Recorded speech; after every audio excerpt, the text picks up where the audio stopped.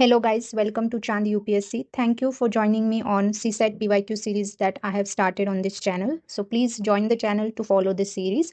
In today's video, we will be discussing an important topic in logical reasoning जिसका नाम है series, जिसमें हमें एक series of terms दिए होती है and UPSC asks you to find the next term या फिर series of terms दी जाती है और उसमें से odd man out या incorrect term पूछी जाती है. So let's solve this 2021 का PYQ. उन्होंने पूछा है replace the incorrect term by the correct term in the given sequence.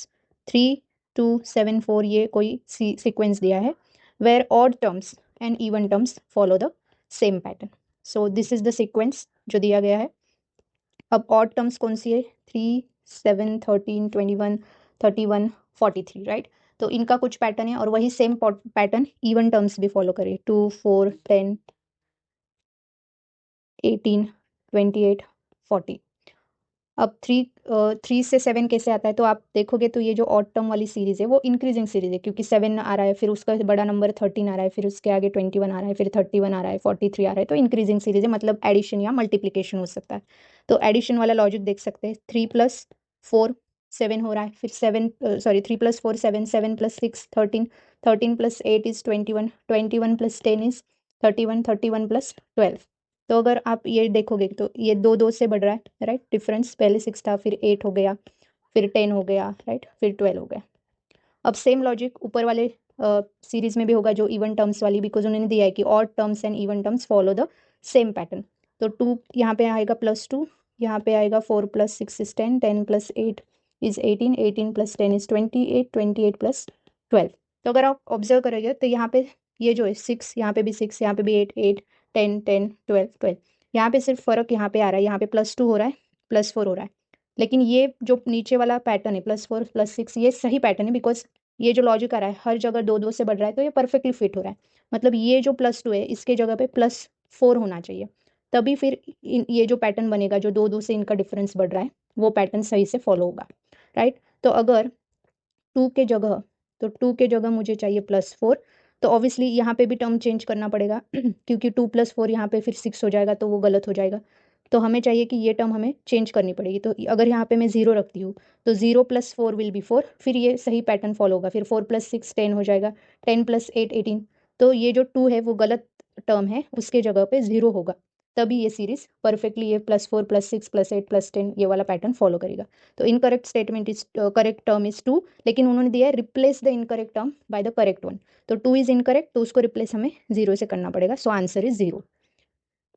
Now next उन्होंने दिया है एक सीरीज 8, 4, 6, 15, 52, 236 और फिर 5 A B C D E. तो हमें टर्म C निकालना है. What is the entry in the place of C for a second sequence? तो हम पहले सीक्वेंस का लॉजिक निकाल लेते हैं. 8 से 4 हो रहा है, 4 से 6 हो रहा है, 6 से 15, 52, 236.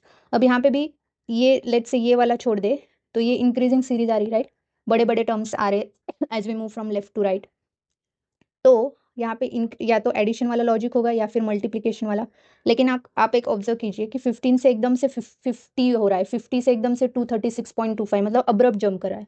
तो यहाँ पे प्रोबेबिलिटी ऑफ मल्टीप्लिकेशन वाला लॉजिक सही होने की ज़्यादा है. तो हम मल्टीप्लिकेशन वाला लॉजिक करके देखते हैं. तो आपको हमेशा सीरीज देखना है कि अब्रप्टली चेंज हो रहा है तो मल्टीप्लिकेशन वाला लॉजिक देखना है, ग्रेजुअली हो रहा है तो एडिशन.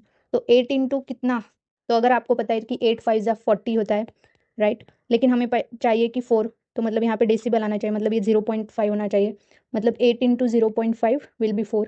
अब 4 इंटू कितना आपको पता है 15 4 जा इज इक्वल टू 60, या फिर अगर आपको ऐसे पता नहीं जम रहा तो देखने का 4 इंटू एक्स शुड बी 6. तो वो जो multiplication factor 6 is equal x is equal to 6/4 that is 1.5. तो 4 इंटू 1.5 विल बी 6. अब 6 इंटू 15 अगर आप ऐसे लॉजिक निकालते रहोगे तो यू विल रियलाइज कि यहाँ पे ये 2.5 आता है. 15 इंटू 3.5 52.5 इंटू 4.5, तो ये टर्म आता है. तो ऑब्वियसली ये सेम लॉजिक हम नीचे वाले सीरीज को लगाएंगे ताकि हमें सी की वैल्यू मिल जाए राइट. तो 5 इंटू 4.5 कितना होता है? 2.5. फिर 2.5 इंटू 1.5 वो होता है 3.75. फिर 3.75 इंटू 2.5 तो वो होता है 9.375. तो the term C will be 9.375. That's it. तो आपने एक ऑब्जर्व किया होगा ये 0.5 था, फिर 1.5, मतलब एक एक से बढ़ रहा है ये मल्टीप्लिकेशन फैक्टर राइट. एक एक से बढ़ रहा है, 2.5 से 3.5 हो गया. Now let's do the next question. एक मैट्रिक्स दिया गया है आपको। Following is a matrix of certain entries, the entries follow a certain trend row wise. उन्होंने खुद ही बता दिया कि रो वाइज कुछ ट्रेंड है। Choose the missing entry accordingly. तो रो वाइज मतलब ये जो है 7B 10A, तो इनका रो वाइज लॉजिक पहले हम देखेंगे एंड उससे हम क्वेश्चन मार्क वाली टर्म निकाल लेंगे। अब देखिए हर रो में B है, A है, C है, फिर यहाँ पे भी 3CBA है, तो यहाँ A है, C है, तो मिसिंग क्या है? B, मतलब यहाँ पे टर्म में B तो आएगा। अब ऑप्शन देखिए B किस किस में है। B इस एक 9B एक है, 3B, अब इन दोनों में से कौन सा है वो हमें आंसर निकालना है। अब नेक्स्ट आपको देखना है कि ये टर्म्स में क्या लॉजिक है हॉरिजेंटली, क्योंकि उन्होंने दिया है कि रो वाइज कुछ लॉजिक है। तो आप ऑब्जर्व करोगे कि 7 + 3 10 हो सकता है, 3 + 6 9 होता है राइट। तो 10 + वॉट शुड बी 13, तो यहाँ 3 आएगा, तो आंसर विल बी 3B। कभी कभी ऐसा भी हो सकता है कि इस वाले सीरीज में लॉजिक ये था कि 7 + 3 वाला लॉजिक था। कभी कभी ऐसे भी लॉजिक हो सकता है कि इन दोनों का difference will be third term, right, या फिर लास्ट एक्सट्रीम वाले टर्म्स का difference will be middle term, ऐसे कुछ भी हो सकता है। तो इस वाले सीरीज में लॉजिक ये था कि एंड वाले टर्म्स की एडिशन मतलब बीच वाली टर्म थी। तो 6 + 3 इज 9, तो 10 + 3 विल बी 13, तो इसलिए answer is 3B। Next question is given series दिया है आपको, what is the value of x in the sequence 2 7 22 ब्ला ब्ला ब्ला। ठीक है, ये आपको एक सीरीज दी है, आपको नेक्स्ट टर्म निकालनी है। तो यहाँ पे भी अगर आप ऑब्जर्व करेंगे तो एक इंक्रीजिंग सीरीज, राइट। सो 2 से 7 हो रहा है मतलब बढ़ रहा है, 7 से 22 हो रहा है, 22 से 67, 67 से 202, तो ये बढ़ रहा है। तो हम देख एडिशन वाला लॉजिक करके देख सकते हैं। 2 + 5, अब 7 + 15, 22 + 45, 45 plus how much is 202, 135, right, 202। तो ने हाँ, तो ये वाले डिफरेंस सारे, अब हमें एक्स नहीं पता है तो ये यहाँ पे क्या आएगा हमें नहीं पता, right.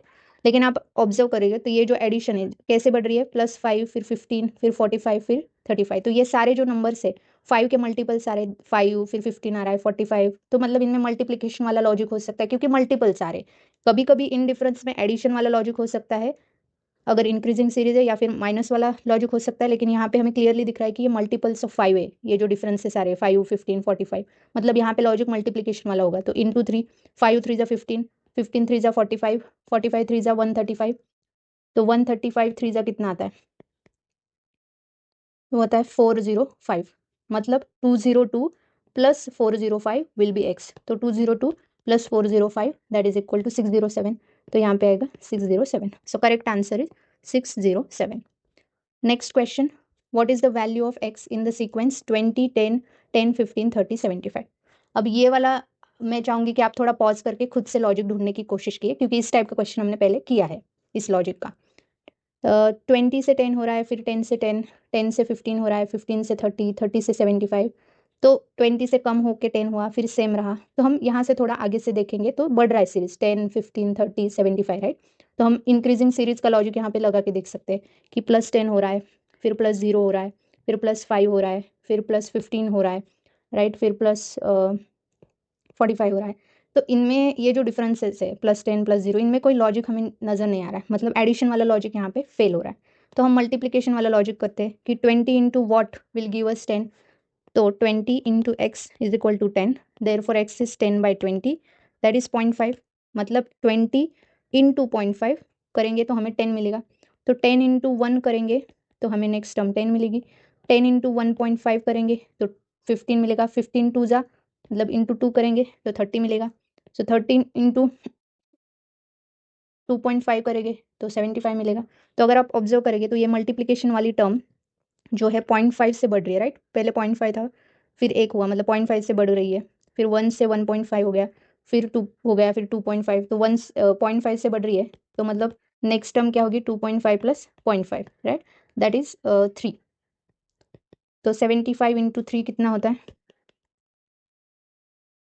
225, so next term will be 225। अब ये सिमिलर टाइप का लॉजिक हमने यहाँ देखा था वो तो हाँ ये वाले सीरीज में, लेकिन यहाँ पे ये जो मल्टीप्लिकेशन फैक्टर है वो 1 से बढ़ रहे थे, यहाँ पे अब भी जो क्वेश्चन किया वहाँ पे 0.5 से बढ़ रहे हैं, राइट, ये 0.5 से बढ़ रहा है, वही डिफरेंस था, लेकिन बाकी लॉजिक सेम था, इसलिए PYQs करना इंपॉर्टेंट है। रिपीट थीम्स आती है जब भी आपको इंक्रीजिंग वाली सीरीज मिले तो एडिशन वाला लॉजिक देखना, फिर अगर वो नहीं जम रहा है तो मल्टीप्लीकेशन वाला देख लेना. Okay, now let's do the next question. Next question is what is the value of x in the sequence 2, 12, 36, 80, 150 x, right. Again मैंने क्या बताया आपको, इंक्रीजिंग सीरीज है ये, क्योंकि 2 से 12 आ रहा है, फिर 12 से बड़ी टर्म 36, फिर 80, 150. तो पहले हम एडिशन वाला लॉजिक करके देख सकते हैं. तो ये कितना बढ़ रहा है, 10 से बढ़ रहा है, राइट. फिर ये कितना डिफरेंस आ रहा है, 24. फिर ये कितना डिफरेंस आ रहा है, 44, राइट. तो 80 प्लस 70 इज 150. तो हमें अब इनमें कोई लॉजिक है क्या देखने का हमेशा. तो 10 plus 14 is 24, 24 plus 20 is 44, 44 plus 26 is 70.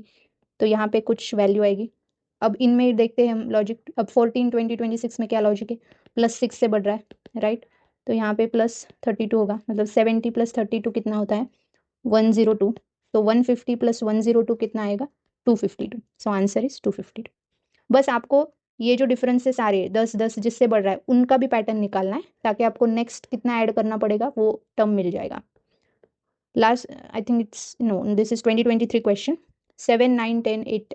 अब ये जो है ना, ये कोई एडिशन वाला सिंबल नहीं है, ये जस्ट एक रैंडम सिंबल है. तो आप इसको एज अ प्लस ऐसा वाला लॉजिक मत लगाना. तो उन्होंने दिया है if 7, 9, 10 gives 8, 9, 11, 30 gives 5, 11 plus 17 plus 21. तो आपको ये निकालना है. अब ये जो है मैंने बताया कि कोई प्लस साइन ऐसा कुछ नहीं है. तो हम देखते हैं. तब मैंने क्या लॉजिक लगाया था कि लेट्स से कि 10 प्लस 7 17, 17 माइनस 9 कितना होता है, 8.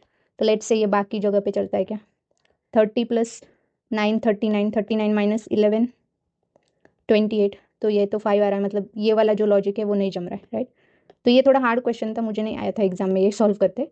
फिर मैंने देखा कि सबकी एडिशन करके देखते हैं. 7 प्लस 9 प्लस 10, तो ये होता है 26. 26 और 8 का कुछ जम रहा है क्या वो देखा मैंने, लेकिन मुझे याद नहीं आ रहा. 26 इंटू समथिंग 8 होता है, 26 डिवाइडेड बाय कुछ तो करके 26 divided by something will be 8, ऐसा कुछ करके मैंने देखा, लेकिन कुछ जम नहीं रहा था. तो एक्चुअली इसका लॉजिक ये है कि 7 प्लस 9 प्लस 10 इज 26. तो ये जो सम आ रही है उनके डिजिट्स की एडिशन, मतलब 2 प्लस 6 विल बी 8.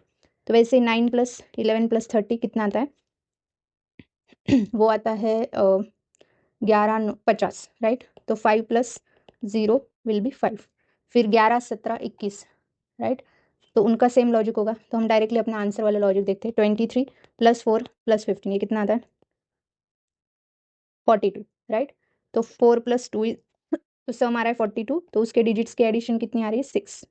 तो आंसर इज 6. मतलब इन ये जो टर्म्स है इनकी एडिशन निकालनी है, और जो एडिशन आती है उनके डिजिट्स की sum will be the answer to question mark.